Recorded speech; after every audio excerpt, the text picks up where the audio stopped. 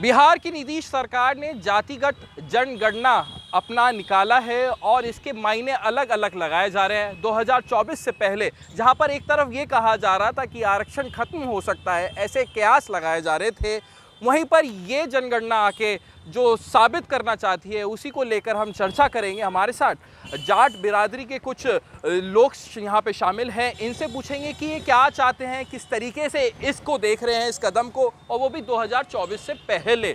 युवा पीढ़ी भी है और अनुभवी लोग भी हमारे साथ हैं। सबसे पहले आपसे शुरू करते हैं, क्या नाम है आपका? मेरा नाम हर्ष डाका है, मैं चौधरी चरण सिंह विश्वविद्यालय का छात्र हूँ। अच्छा, तो ये बताइए, आपको पता होगा कि नीतीश सरकार जो बिहार की है और वो एक तरीके से गठबंधन में भी है, INDIA गठबंधन में भी है, तो ये जातिगत जनगणना जो निकाली गई है इसको किस तरीके से देख रहा है युवा पीढ़ी? देखिए, जातिगत जनगणना पूरे देश में होनी चाहिए, हर प्रदेश में होनी चाहिए। इससे पता लगता है कि हमारे प्रदेश में अनुसूचित जाति के कितने लोग हैं, अति पिछड़ा वर्ग कितने लोग हैं, पिछड़ा वर्ग कितने लोग हैं। इससे क्या होता है, अगर जिससे मान लीजिए अति पिछड़ा वर्ग की जो परसेंटेज निकलती है या फिर अनुसूचित जाति की वो निकलती है, उनसे उन जातियों पर वो सशक्त हैं, वो उनकी सामाजिक स्थिति क्या है, उनके रोजगार की स्थिति क्या है, वो सामाजिक स्थिति क्या है, तो ये हर प्रदेश में होनी चाहिए। हम तो ये कहते हैं उत्तर प्रदेश में भी होनी चाहिए, जिससे कि जिस पे सबसे ज़्यादा हिस्सेदारी उसकी सबसे बड़ी भागीदारी। लेकिन ये भी तो कहा जा रहा है कि जाति खत्म हो जानी चाहिए, किसी को भी इस तरीके का मतभेद नहीं होना चाहिए मन में और सब बराबर होने चाहिए। ये नहीं देखते हैं कि आपकी सब बराबर हो जाए? नहीं, ये तो बराबर होना चाहिए, लेकिन एक जातिगत, जब हमारे देश में पहले से ही जातिगत मामला चलता आ रहा है, इसी बेस पर हमारे देश में रोजगार, जो युवाओं को नौकरी दी जाती है, या कॉलेजों में बात की जाए या विश्वविद्यालय स्तर पर की जाए, वो मेरिट लिस्ट वो जाति के हिसाब से ही दी जाती है। तो वो किस तरीके से ख़त्म हो सकती है? वो ख़त्म नहीं हो सकती है, वो इस देश में जारी रहेगी। और हम तो ये कहते हैं हर जातिगत जनगणना होनी चाहिए। आपकी क्या राय है? नाम बताइए और फिर अपना बयान। मेरा नाम अंकित चौधरी है। आप देखिए, सन 2001 में इस जातिगत जो जनगणना थी, इसका जो पूरी रूपरेखा लिखी माननीय अटल जी के राज में लिखी गई थी। आज नीतीश सरकार ने जो बिहार में जाति जनगणना करी है, वो किस आधार पर करी है, ये पूरा देश आज दिख रहा है। उसमें आप बहुत से लोगों ने देखा जो OBC वर्ग, SC, अति पिछड़ा, अन्य वर्गों से आते हैं, उनमें से बहुत से लोग वंचित हैं, जिनके परिवार से भी ये नहीं पूछा गया कि आप किस जाति से आते हैं।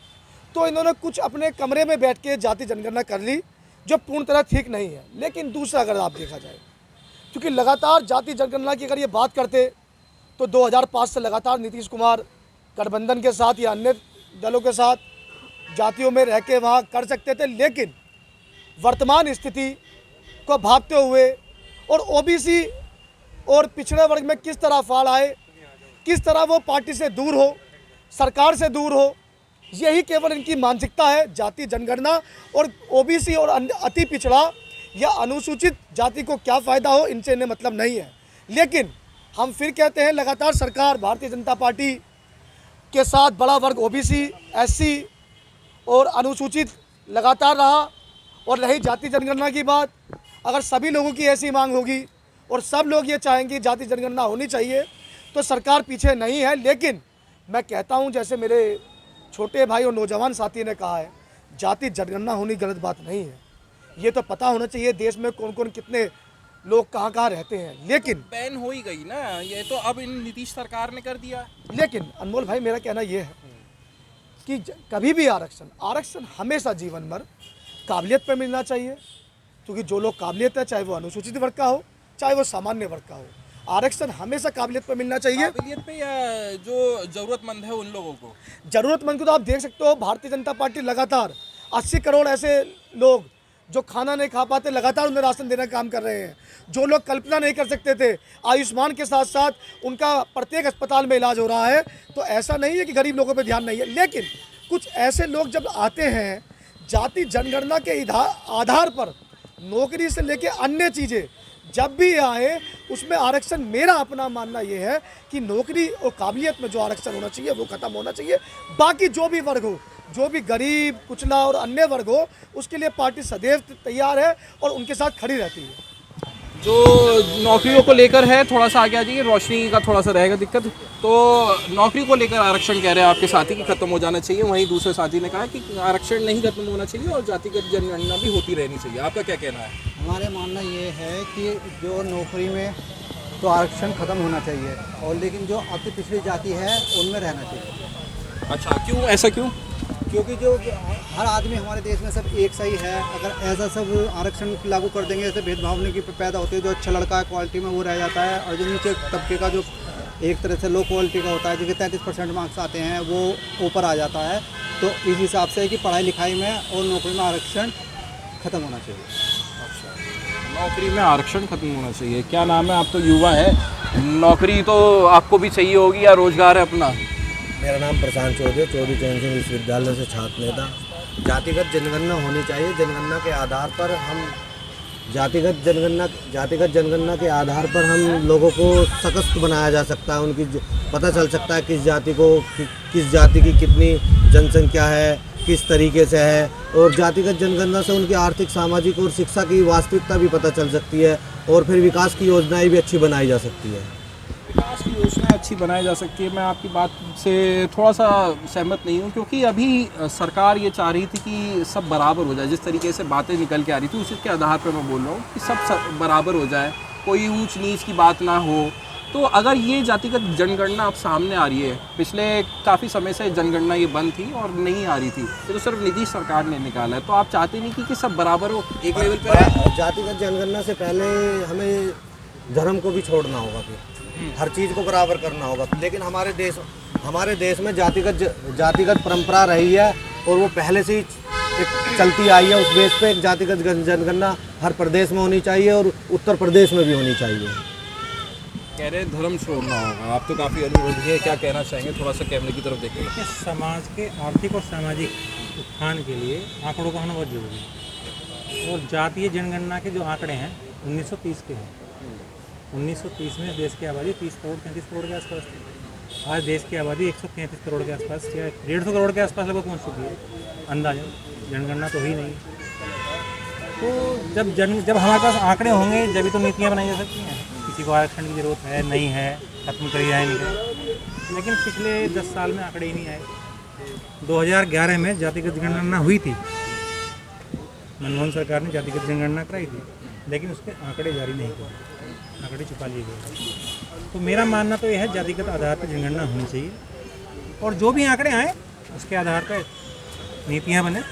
अगर आरक्षण खत्म करने की बात हो तो खत्म भी कर सकता है। क्या बात है, अगर मान लिया हमें लग रहा है कि कोई बार हो चुका है, पिछले 70-75 साल में सशक्तिकरण हो गया है उसका, भाई आरक्षण क्यों दिया गया था?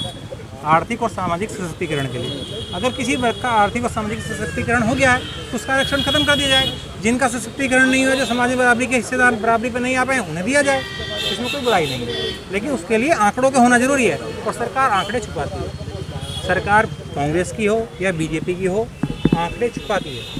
ओबीसी की आबादी 70% है, जो बिहार में आए निकल के अभी भी, तो अति पिछड़ा मेरे ख्याल से 33% के आसपास है, और 27% पिछड़ा है।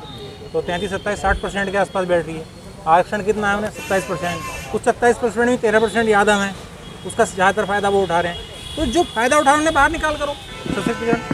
अच्छा, जिनको फायदा मिल चुका है, हाँ, तो उनको हटा दिया जाए। जिन जातियों का सशक्तिकरण हो गया, जो सामाजिक रूप से आर्थिक रूप से सक्षम हो चुकी हैं, वो तो बराबरी का दर्जा इस तरीके से तो वहाँ पे मेरे ख्याल से सवर्णों की प्रतिशत 15% ही निकल के आई है, तो वो क्या अल्पसंख्यक बन जाए? देखो फायदा है, सिस्टम है ना। फिर उनमें भी देखो ना भाई, उनमें जो इकोनॉमिकली डाउन हो चुके हैं, ऐसा तो नहीं कि सामान्य वर्ग में इकोनॉमिकली डाउन नहीं है, उनके लिए ईडब्ल्यूएस का आरक्षण दिया गया है ना। आर्थिक रूप से मिलना चाहिए आरक्षण। आर्थिक रूप से मिला ना उन्हें, सब सामान्य वर्ग को ही तो मिला है, वो तो कोई सबको नहीं मिला। ईडब्ल्यूएस तो सामान्य वर्ग नहीं है केवल। बिल्कुल। तो मेरा मानना तो ये आंकड़े आए, जब आंकड़े आएंगे तभी तो उसकी बात होगी। लेकिन आंकड़े ही नहीं है, जब पता ही नहीं है कौन गरीब है, कौन अमीर है, किस जाति में कितने अमीर हैं, कितने गरीब हैं, किसके पास कार है, किसके पास मोटरसाइकिल, किसके पास साइकिल भी नहीं, किसके पास झोपड़ी भी नहीं है। तो ये आपको लग रहा है कि 2024 से पहले एक तरीके से वोट बैंक बनाने के लिए एक नीति है इनकी? तो सभी सरकार वोट बैंक के लिए करती है, सबको ये इनके प्रकार है सत्ता में आना है। सभी सरकारों का यही है, किसी भी तरह सत्ता में आए, काम तो सत्ता के लिए ही होते हैं। लेकिन ऐसा नहीं है, जब एक आंकड़े आएंगे तो उसके आधार पर कुछ तो नीति बनेगी। अगर 100% नहीं होंगी तो 30%, 40% कुछ तो फेवर की नीतियाँ बनेंगी, तो लाभ है। लाभ है। आप लाभ समझते हैं इसको? थोड़ा सा नहीं बात करना चाहेंगे, कोई बात नहीं। आप बताइए कि लाभ है, होनी चाहिए जनगणना इस तरीके से? सबको पता चल जाए कौन कितने आदमी हो जाए, घर में पता चल जाए क्या आदमी है, ऐसे देश में पता चल जाए जाति के कितने आदमी।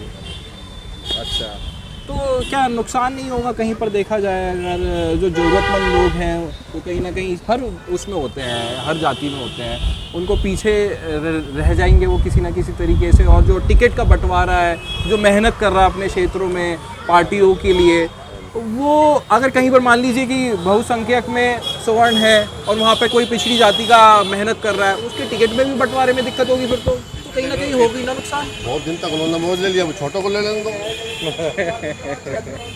अभी ऐसा हो गया तो क्या बुराई है, वे जमे पड़े हैं। अभी हम टीवी में देख रहे थे कि जो सचिव है 90 में 3 है ओबीसी, तो 87 आदमी कौन है?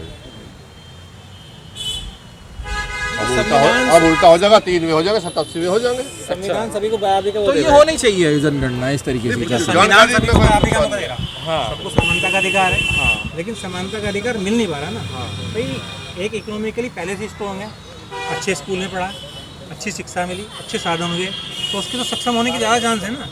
और एक बेचारा डाउन है, प्राइमरी स्कूल में आगे आ गया, सरकारी में नहीं आया, नंबर आया, धीरे धीरे अपनी मेहनत से बढ़ा, उसे रिजर्वेशन का लाभ मिलना चाहिए। हाँ, नुकसान है। नुकसान ये है कि जिसने अपनी जनसंख्या कंट्रोल कर ली वो तो डाउन गया, जिसने बात मानी सरकार की। और जो बढ़ा रहा उसे फायदा हो गया, जो नुकसान पहुंचा रहा था इसको, वो तो नुकसान उससे तो है। जनसंख्या भी तो बढ़ेगी फिर।